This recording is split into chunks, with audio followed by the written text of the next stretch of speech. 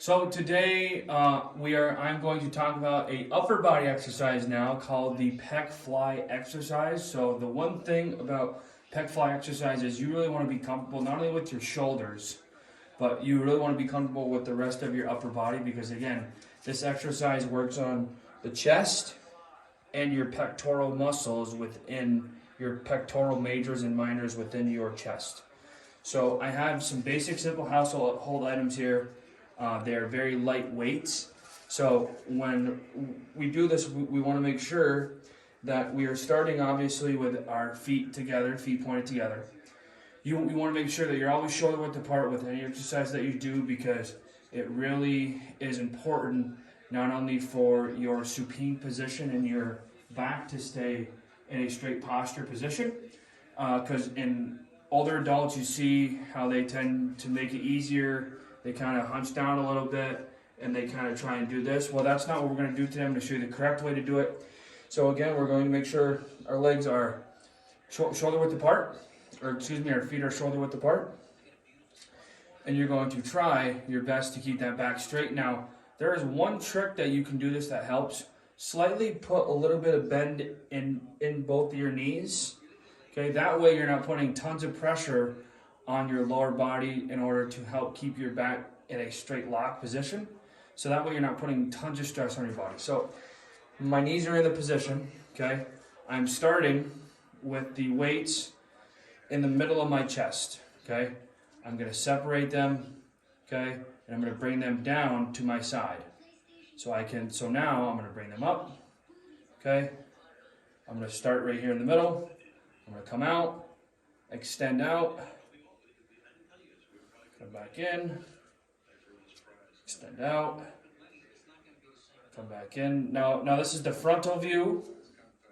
So for a lot of the clients, for a lot of the older adults that we have, it is really important to tell them to do these as slow as they possibly can. And one trick that I have for the clients that I have had the chance to be around and work with, I give them a 5 count. So 1, 2, 3, 4, 5. Fully extend it out.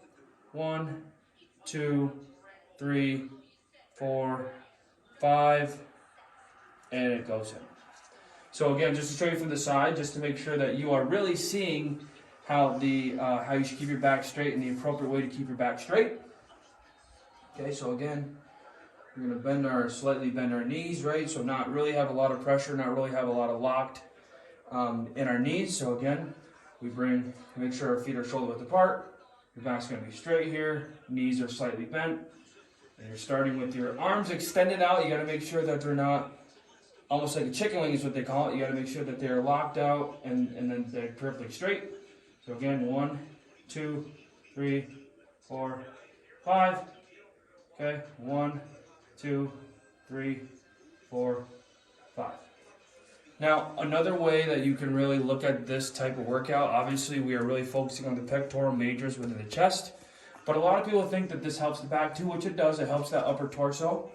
So the upper torso is right here. So again, if I kind of show you from the back, arms out straight, 1, 2, 3, 4, 5, and you can kind of see how I am squeezing my upper torso, locking it, and then 1, 2, 3, 4, 5, releasing the pressure. So by squeezing that upper torso, it really helps you keep that back straight in the supine position.